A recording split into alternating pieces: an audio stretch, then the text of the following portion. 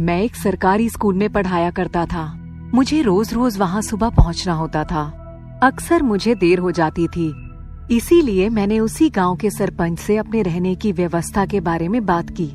उन्होंने कहा मेरा एक घर है, उसकी सफाई करवा देता हूँ, आप चाहे तो वहाँ रह सकते हैं, लेकिन मैं गांव से थोड़ा बाहर है।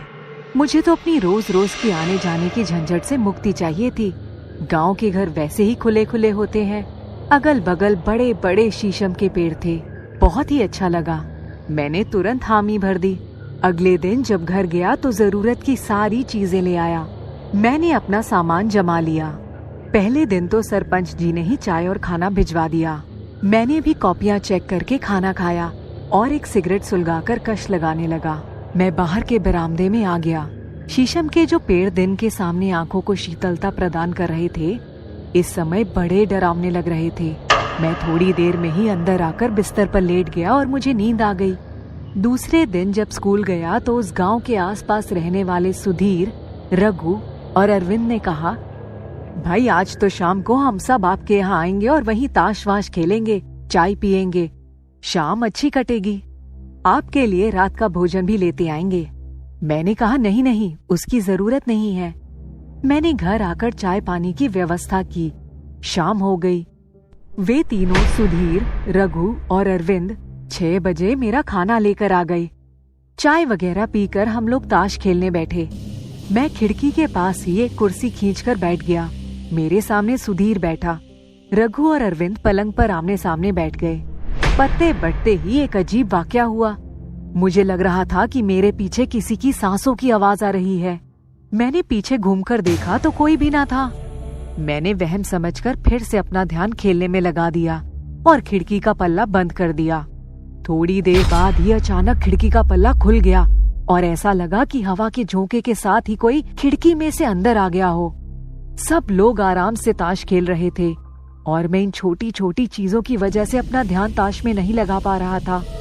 सब लोग थोड़ी देर ताश खेलकर चले गए और मैं रसोई में चला गया। रसोई में पहुंचते ही खाने की तेज खुशबू ने भूख जगा दी। जब मैंने खाने का डिब्बा खोला तो देखा कि उसमें रखा सारा खाना बिल्कुल गर्म था। ऐसा लग रहा था जैसे अभी अभी गर्म किया हो। मैं हैरान था कि इस खाने को आए लगभग 4 घंटे बीत गए। मैंने रसोई में ही खाना खा लिया। खाना बहुत स्वादिष्ट था।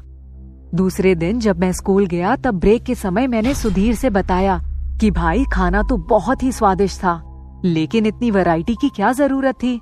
सुधीर मेरा मुंह देखने लगा। बोले मैं तो सिर्फ दाल चावल सब्जी और 2 रोटियां लाया था, इसमें कौन सी ज्यादा वैरायटी थी। मुझे तो काटो तो खून नहीं। मैंने कहा अरे नहीं भाई, उस डब्बे में तो 2 तरह की सब्जियां थी, रायता, पुलाव और एकदम गरम गरम कचौरियां, 2 गुलाब जामुन थे। डिब्बा बदल तो नहीं गया। सुधीर अवाक था। वह बोला मैंने खुद अपने हाथों से डिब्बे भरे थे। मैं बहुत डर गया। छुट्टी के बाद जब मैं घर आया तो थकान से बिस्तर पर बैठते ही नींद आ गई। 1 घंटे बाद ही रसोई में कुछ खटर पटर सुनाई पड़ी तो मैं हड़बड़ा कर उठ गया और रसोई की तरफ भागा और वहाँ कोई भी नहीं था। मैंने चुपचाप अपने लिए खाना बनाया, खाया, फिर बाहर आकर बरामदे में रखी कुर्सी पर बैठकर सिगरेट पीने के लिए जैसे ही सिगरेट जलाई तो सिगरेट मेरे हाथों से किसी ने ले ली। कोई दिखाई नहीं दे रहा था, मगर ये लग रहा था कि कोई सिगरेट पी रहा है। दोबारा मेरी सिगरेट जलाने की हिम्मत ही नहीं पड़ी। मैं उठकर कमरे में आ गया। शाम के 5 बज गए थे। मैंने सोचा सरपंच जी के यहाँ चलता हूँ, हो सकता है इन सारी बातों के पीछे कोई रहस्य हो। सरपंच जी ने मेरी पूरी बात सुनकर अपनी अनभिज्ञता जाहिर की। मैं चुपचाप घर आने लगा। तभी मेरे एक विद्यार्थी के पिताजी मिल गए। वो मेरे साथ साथ ही मेरे घर की तरफ आ रहे थे। उन्होंने कहा मास्टर जी आप किस चिंता में हैं? तबीयत ठीक है ना? मैंने उन्हें सब कुछ बताया। वे बोले अरे मास्टर जी, ये घर 20 साल पहले सरपंच ने ही बनवाया था। उसके बेटे बहू इसी घर में रहते थे। सरपंच की पत्नी काफी तेज है। यही सोचकर उन्होंने बेटे की शादी के 1 साल बाद ही उसे घर में भेज दिया था। वे खाने पीने का शौकीन था और सिगरेट तो उसके हाथ में हर वक्त रहती थी। लेकिन दुर्भाग्य से एक दिन जब वह अपनी पत्नी को लेकर हॉस्पिटल से लौट रहा था तभी उसकी मोटरसाइकिल का एक्सीडेंट हो गया और दोनों ही खत्म हो गए। सरपंच जी ने पूजा पाठ भी करवाई थी।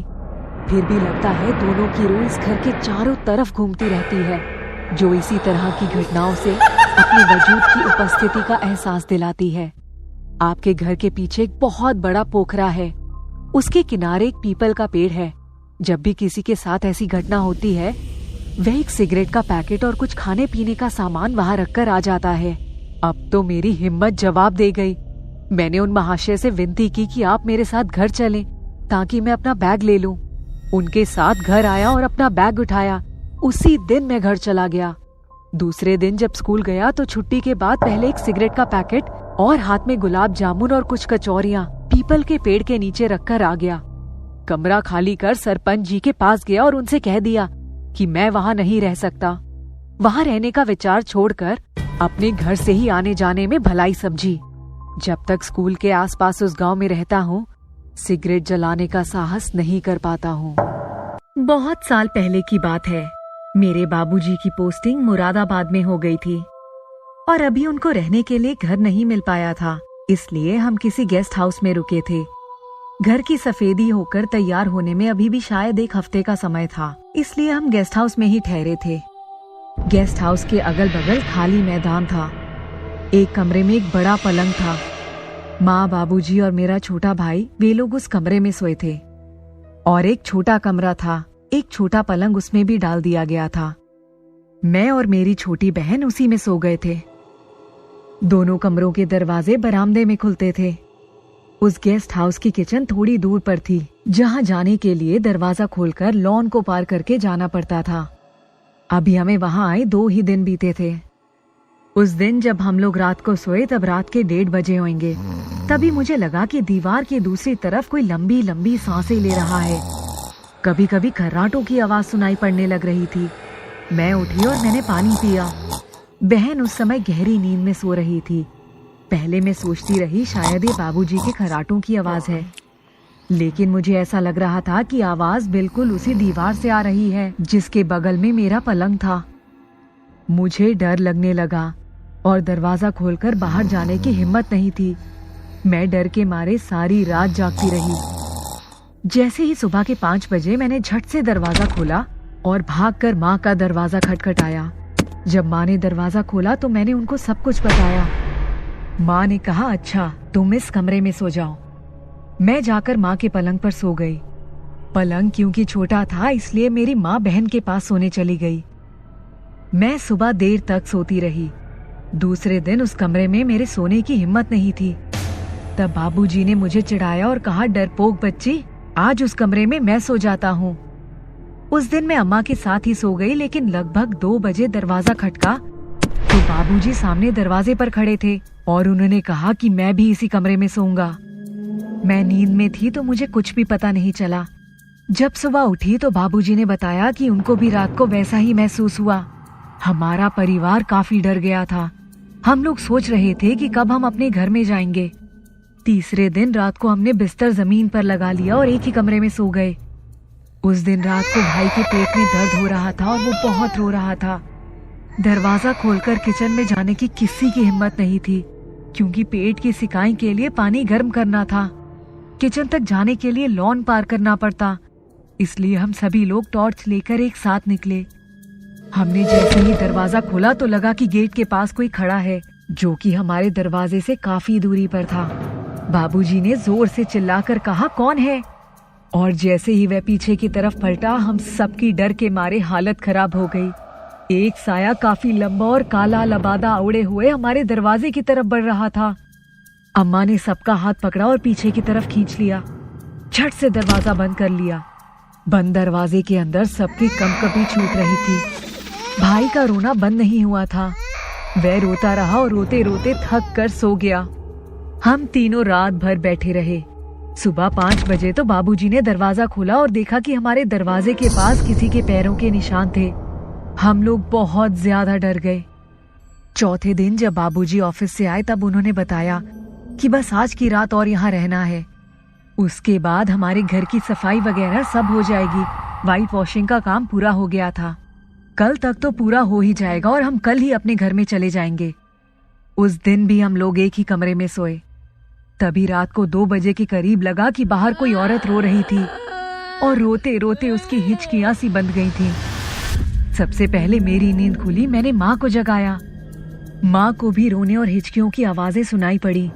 तभी थोड़ी देर में हमें लगा कि खिड़की के पास कोई खिलखिला कर हंस रहा है। आज भी रात को तीनों सो नहीं पाए। भाई तो छोटा था। अभी हम सोने की कोशिश ही कर रहे थे, तभी लगा हमारी खिड़की के पास बाहर लगे शहतूत के पेड़ की डालियों को कोई बहुत जोर जोर से पकड़कर हिला रहा है। रोने हंसने की आवाजें आनी बंद हो गईं। वह रात भी हमने किसी तरह से गुजारी। सुबह होते ही बाबूजी ऑफिस चले गए, माँ किचन के काम में लग गई। दोपहर का समय था। मैं अपने भाई के साथ बाहर लगे लॉन में एक चेयर लेकर बैठ गई और कोई मैगजीन देख रही थी। बहन माँ के पास बैठकर कुछ खा रही थी। तभी गेट खटका। माँ किचन में थी और मैंने देखा कोई औरत गुलाबी साड़ी में गेट के पास खड़ी थी। मैं उठकर गई, तब वह बोली कि ये बच्चा कौन है? ये तुम्हारा भाई है? मैंने कहा हाँ। वह बोली थोड़ी देर के लिए इसे मुझे दे दो। मैं डर गई थी। 3 रातों से वैसे ही नहीं सोई थी। मैंने भाई को गोद में उठाया और भागकर माँ के पास किचन में चली गई।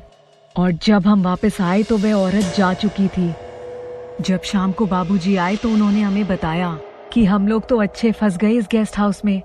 जितने लोग यहाँ रहे सबके साथ इस तरह की घटनाएं हुई हैं। चलो जल्दी से सामान बांधो, और अब हम लोगों का ट्रक भी आ गया है। चलकर दूसरे घर में शिफ्ट हो जाते हैं। भगवान का नाम लेकर हम अपने घर में चले गए। वहां जाकर हमने हवन और पूजा पाठ भी करवाया। लेकिन गेस्ट हाउस में बिताई हुई वो रातें आज भी हमें और हमारी परिवार को कभी नहीं भूलती। हम चाहे माने या ना माने, लेकिन कुछ तो ऐसा है जो हमारी समझ से परे है।